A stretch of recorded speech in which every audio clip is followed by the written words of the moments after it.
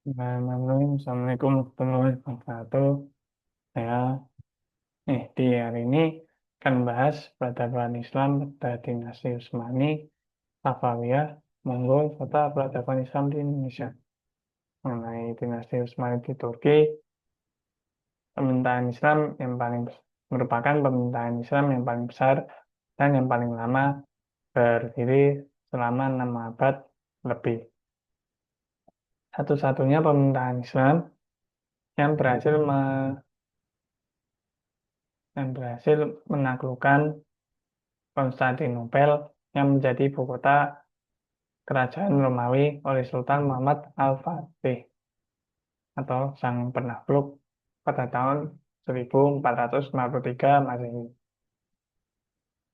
Untuk merupakan salah satu dari tiga dinasti besar sesudah runtuhnya kekuasaan Abbasiyah. Keduanya meliputi Safawiyah di Persia serta Monggol di India. Kebudayaan Turki Utsmani merupakan perpaduan budaya bermacam-macam budaya, diantaranya meliputi Persia, Bizantium, serta Arab. Untuk pertumbuhan dan transisinya pada periode pertama merupakan pertumbuhan dan perkembangan kekuasaan yang disusul dengan perluasan wilayah hingga menyeberang ke daratan Eropa. Periode kedua merupakan masa transisi di mana anak-anak Bayezid berebut kekuasaan sampai akhirnya dikuasai penuh oleh Muhammad Al-Fatih yang menaklukkan Konstantinopel serta sementara Salim menaklukkan Mesir pada tahun 1517 Masehi.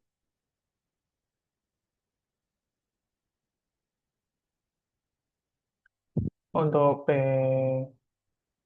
pada periode ketiga hingga kelima merupakan periode kemunduran di mana periode ketiga hanya bertahan hanya saja bertahan dan tidak terjadi peluasan wilayah dan wilayah yang sudah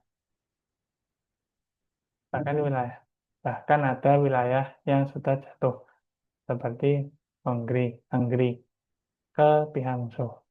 Ada periode keempat merupakan masa kemunduran dan periode kelima merupakan modernisasi sampai kemunduran jatuh pada tahun 1924, di mana berdirilah Republik Islam Turki yang dipimpin Mustafa Kemal Atatürk.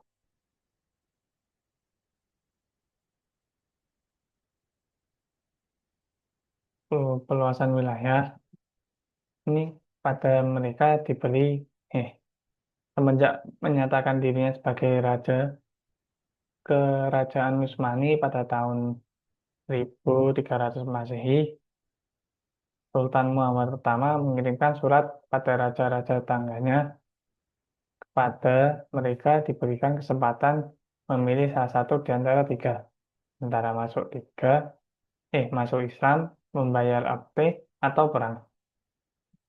Untuk perluasannya, setelah Utsman wafat, putranya Urkan naik tahta pada usia 42 tahun. Pada periode ini, tentara Islam pertama kali masuk ke Eropa. Orkan berhasil mereformasi dan membentuk tiga pasukan utama tentara. Selanjutnya, kekuasaannya beralih pada putranya Murad pertama yang telah berhasil menaklukkan Adrianopel, Macedonia, Bulgaria, Serbia, Kosovo, serta Asia Kecil. Murad pertama bergelar Alexander, kasih gelar Alexander pada abad pertengahan. Di bawah kekuasaan Mongol, kan itu Yazid kalah dalam pertempuran di Ankara pada tahun 1402 Masehi. Dikarenakan kalah jumlah pasukan serta pengkhianatan serdadu bangsa Tatar. Dampak kalahnya meliputi penguasaan Turki Saljuk di Asia Kecil, melepaskan diri dari genggaman Turki Utsmani. Yang kedua, wilayah-wilayah Serbia dan Bulgaria juga memproklamasikan kemerdekaannya, serta putra buyut saling berebut kekuasaan.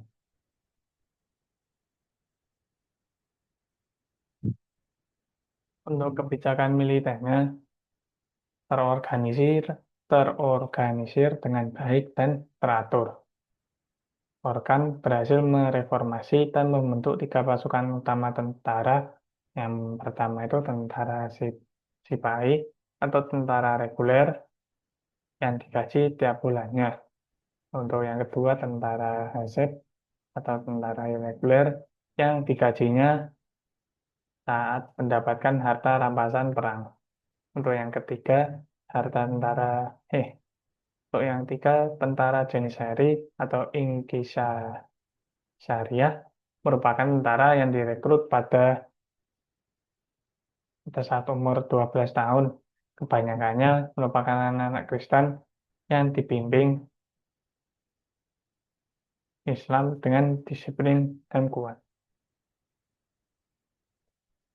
Untuk peluasan wilayah kekuasaan yang luas merumitkan penyusunan administrasi negara, sehingga administrasi negara Turki Utsmani tidak beres. Sementara penguasanya sangat berambisi memperluas wilayah.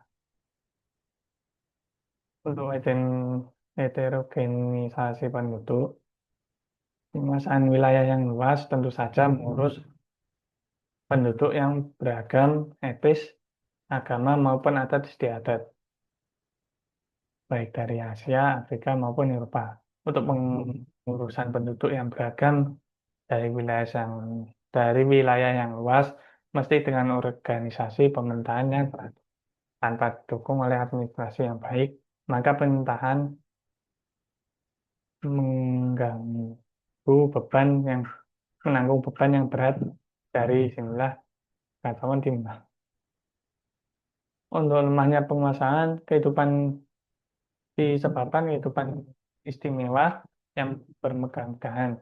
Para penguasa kerajaan Turki Utsmani yang mengubah pola hidup mereka dari yang cenderung mengikuti kehidupan Barat dan meninggalkan nilai-nilai Islam. Mereka menghambur-hamburkan kekayaan negara dengan berbagai macam serangan dan kemaksiatan. Lemahnya ekonomi akibat perang yang pada sebagian besarnya perang Turki mengalami diakibatkan peperangan yang pada sebagian besar perang Turki mengalami kekalahan.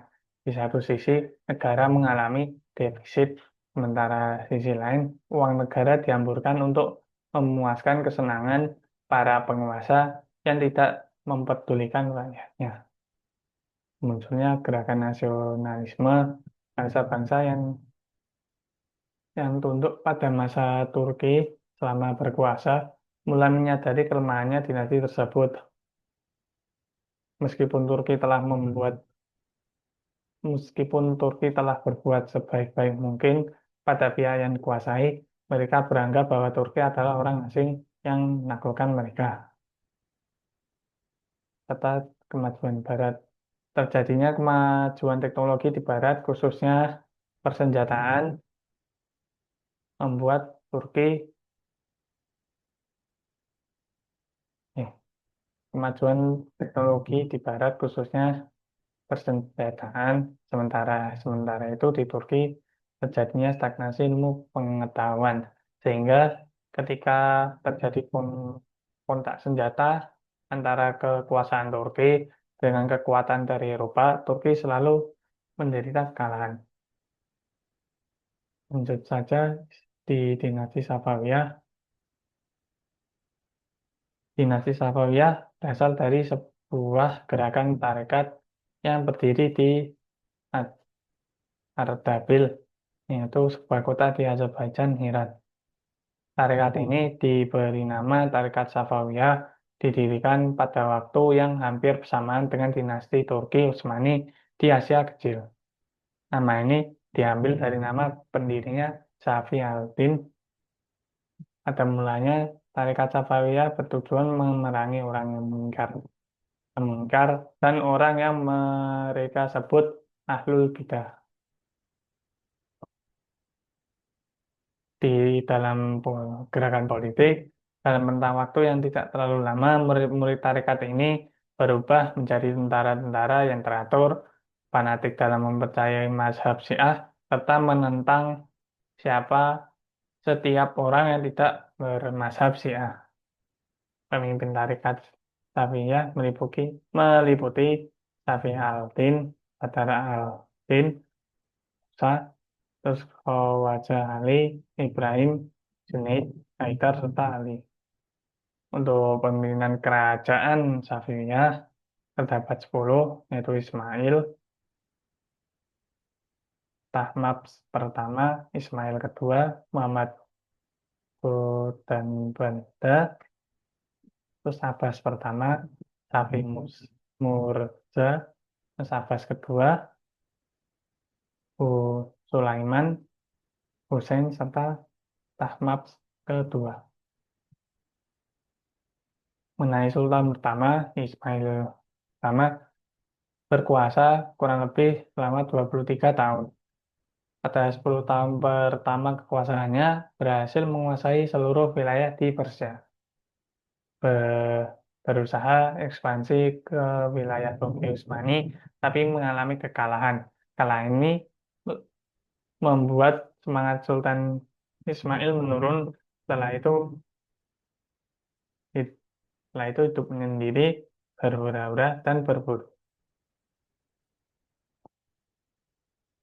Untuk kejayaannya yang jadi di dalam masa Syekh Abbas pertama merupakan dinasti Safawiyah, memerintah selama 40 tahun, terus mampu mengatasi berbagai kemelut politik internal, berhasil merebut kembali wilayah yang sebelumnya direbut kerajaan lainnya, serta kita awalnya berdamai dengan Turki Utsmani. Namun setelah berhasil menghimpun kekuatan, Abbas pertama kembali melawan dan mampu merebut beberapa wilayah dari kekuasaan Turki Utsmani. Ekspansi kekuasaan Abbas meliputi memindahkan ibu kota ke Isfahan, terus menyerang dan menaklukkan Herat, serta menyerang dan merebut kembali wilayah Turki Utsmani. Dan di saat Turki Utsmani berada di bawah Sultan Muhammad ketiga, pasukan Abbas pertama menyerang dan berhasil merebut Tabriz, Sirwa, serta Baghdad. Dalam kemajuan ekonomi, sosial, serta budaya, penguasaan Kepulauan Hormuz dan Pelabuhan Gurun yang diubah menjadi Bandara Abbas sehingga menguasai jalur perdagangan antara barat dan timur. Berhasil meningkatkan meningkatkan produksi di sektor pertanian dan tekstil yang dikuasai kerajaan dan mengadakan kerjasama dengan negara-negara Eropa seperti Belanda dan Inggris serta keramik dari Cina. Pembangunan kota dan bangunan yang besar dan indah, terdapat 162 masjid, 48 perguruan, 162 karafa, karafat baris, serta 273 mandian umum saat ketika Abbas wafat. Serta berkembangnya seni lukis, arsitektur, ada bangunan-bangunan, dan berbagai kerajinan. Untuk kemajuan ilmu pengetahuan, dinasti Safawiyah jauh lebih unggul dalam memperkembangkan ilmu pengetahuan bandingkan Utsmani dan Mongol.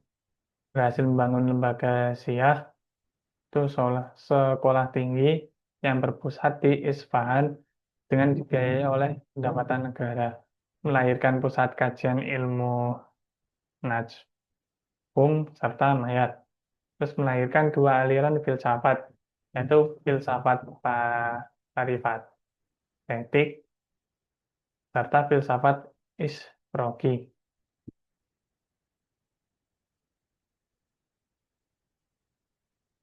Untuk faktor kemundurannya meliputi konflik berkepanjangan dengan Turki Utsmani yang dilandaskan perbedaan mazhab antara kedua kerajaan tersebut, terus dekadensi moral yang melanda sebagian para pemimpin kerajaan Safawiyah, pasukan Gulam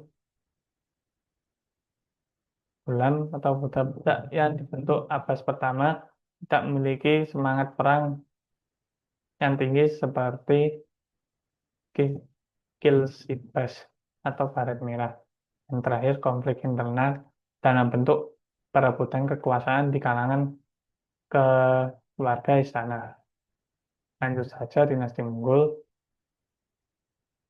Sebelum ajaran Islam datang, para pedagang Arab dan India telah lama berkonsumsi. Sedangkan kapal pertama yang mengangkut para penjelajah dan pedagang Muslim tiba di pantai India pada tahun 630 Masehi. Kesultanan Delhi, dinasti Gori merupakan pengaruh politik ketiga dalam sejarah kerajaan Islam di India. Akhir dinasti Gori menandai mulainya kekaisaran Islam di India, ditandai dengan berdirinya Kesultanan Delhi oleh Qutbuddin Aibak.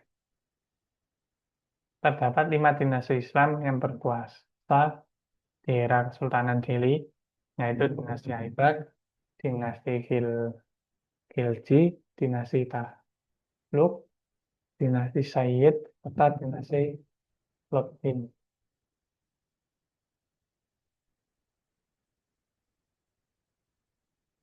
Untuk penaklukan Delhi, setelah mendapat bantuan dari Sultan Daulah Safawiyah, Ismail pertama, Babur akhirnya berhasil menaklukkan Samarkanda pada tahun 1494 Masehi. Pada 10 tahun kemudian, ia pun berhasil menduduki Kabul, ibu kota Afghanistan. Alam Khan, aman dari Ibrahim Lodi, bersama Daulah Khan Gubernur Lahore, mengirim utusan ke Kabul meminta bantuan Babur untuk menjatuhkan pemerintahan Ibrahim di Delhi.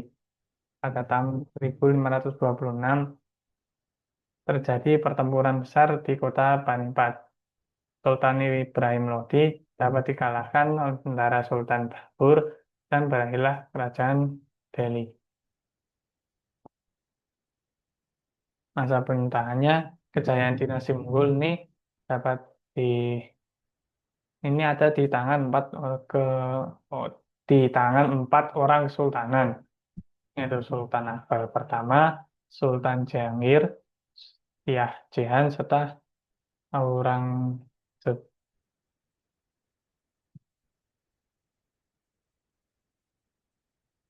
Negara adikuasa. Selama 1,5 abad, India di bawah dinasti Mughal menjadi salah satu negara adikuasa.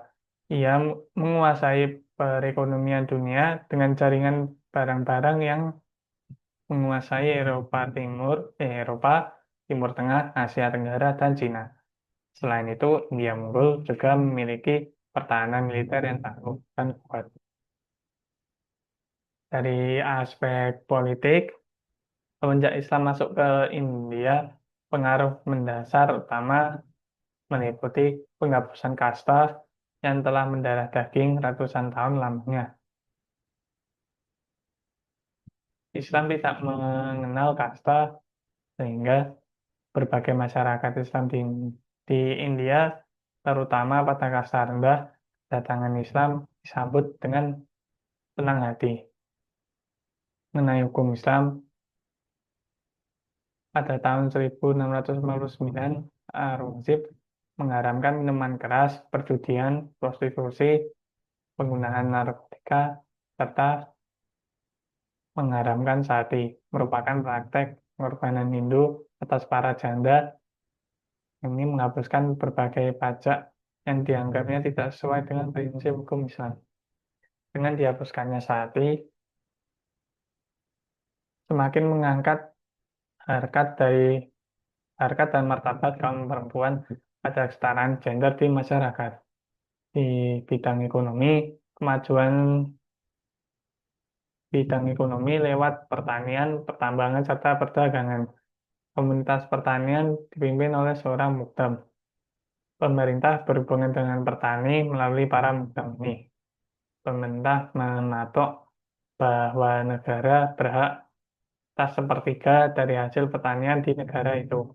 Hasil pertanian yang sangat penting ketika itu adalah biji-bijian, padi, kacang, tebu, sayur-sayuran, rempah-rempahan, tembakau, kapas, dan bahan-bahan celupan.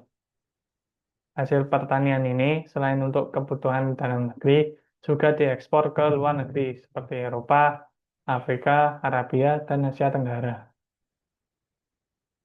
Untuk kemajuan seni budayanya, kemajuan di bidang ekonomi berdampak bagi kemajuan di bidang seni budaya. Karya seni yang menonjol adalah karya sastra Goban pada penyair istana, baik yang berbahasa Persia maupun India.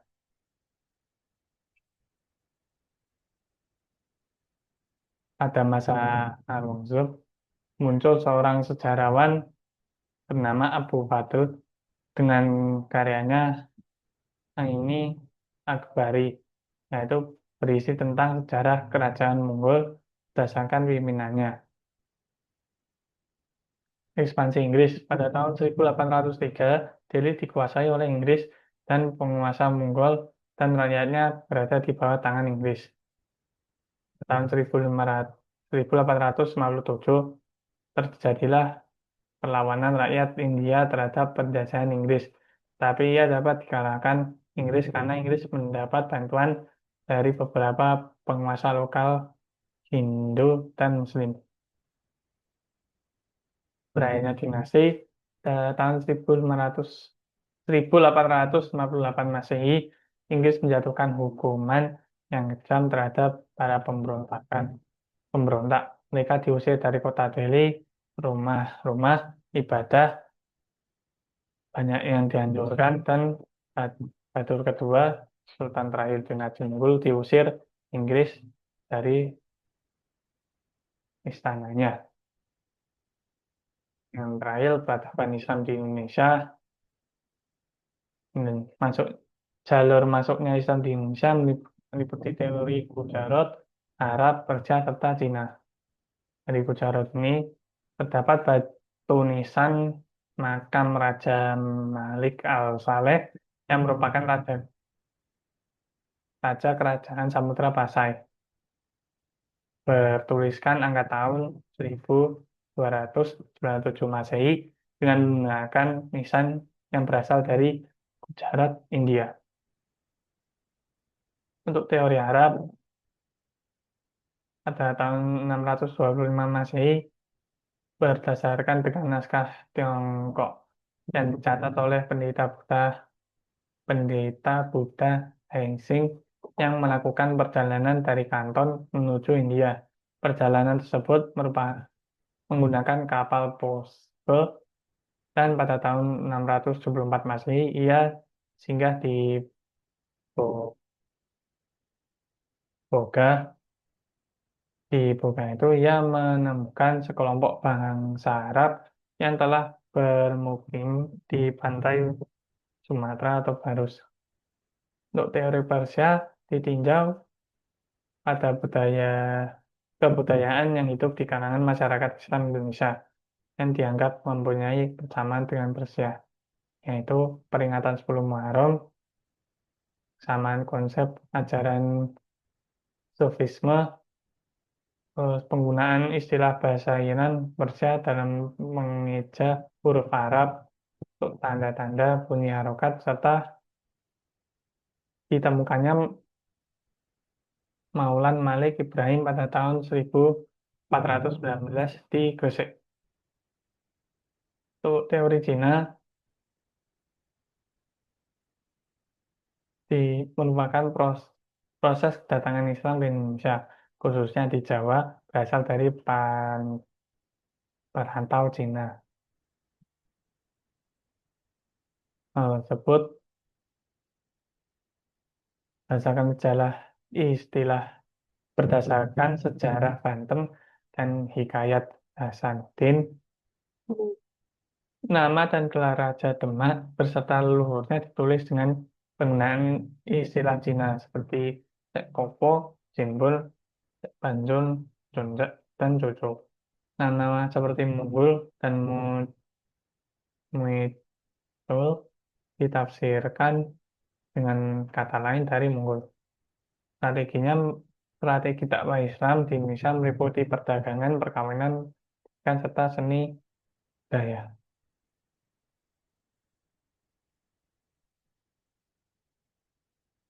Untuk perdagangan,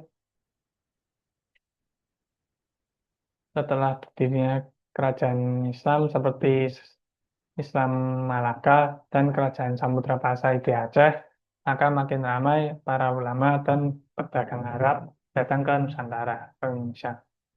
Melalui perkawinan, proses penyebaran Islam di Indonesia juga banyak dilakukan melalui pernikahan antara para pedagang Muslim dengan wanita di Indonesia. Jalur perdagangan nasional yang dikuasai oleh para pedagang Muslim menjadikan para pedagang Islam memiliki kelebihan secara ekonomi. Secara pendidikan, para ulama banyak mendirikan lembaga pendidikan Islam. Di lembaga pendidikan inilah para ulama semakin menguat posisi agama Islam dengan pengajaran-pengajaran keislaman. Nah, seni budaya, kesenian dan budaya, para tokoh penyebar Islam mengajarkan Islam menurut bahasa dan adat istiadat masyarakat setempat. Sebagian besar nama mereka telah legenda seperti Wali Songo. Nah, penyebar Islam ini melalui kesenian atau budaya termasuk yang paling banyak mempengaruhi masyarakat seperti wayang, sastra, dan berbagai kesenian lainnya. Untuk Islam di Sumatera, masuknya masuk pertamanya melalui pantai barat Sumatera dan daerah Pasai di Aceh Utara. Yang kemudian di masing-masing kedua daerah tersebut berdiri kerajaan Islam yang pertama, yaitu Kerajaan Perak dan Samudra Pasai. Untuk di Jawa, Islam di Jawa relatif cepat seiring dengan semakin lemahnya Majapahit. Komunitas Islam di Jawa kemudian mendirikan kerajaan Islam pertama, yaitu Kerajaan Demak. Dari Sulawesi, menurut catatan Company dari dagang Portugis pada tahun 1540, saat datang ke Sulawesi, di tanah ini sudah ditemukan pemukiman Muslim di beberapa daerah. Setelah resmi menjadi kerajaan bercorak Islam, Gorontalo menyampaikan pesan Islam pada kerajaan-kerajaan lain seperti Luwu, Wajo, Sepeneng, dan Bonen. Untuk di Kalimantan, Islam masuk Kalimantan melewati 3 jalur. Jalur pertama melalui Malaka,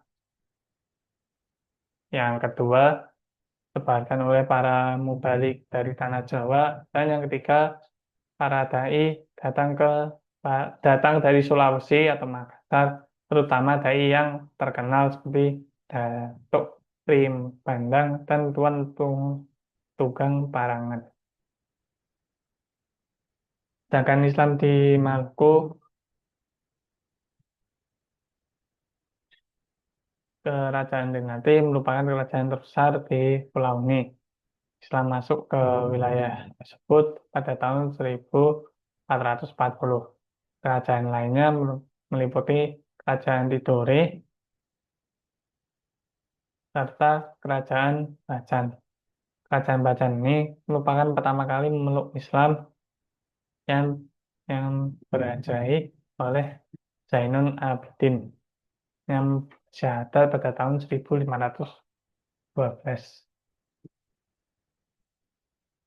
Untuk Islam di Papua, beberapa kerajaan di Pulau Maluku yang wilayahnya teritorialnya sampai ke Pulau Papua menjadikan Islam pulau masuk pula di Pulau Sentralisasi. Banyak kepala suku di wilayah Waigeo, Misol, dan beberapa daerah lainnya yang di bawah administrasi pemerintahan Kerajaan Bacan. Sekian dari saya, terima kasih.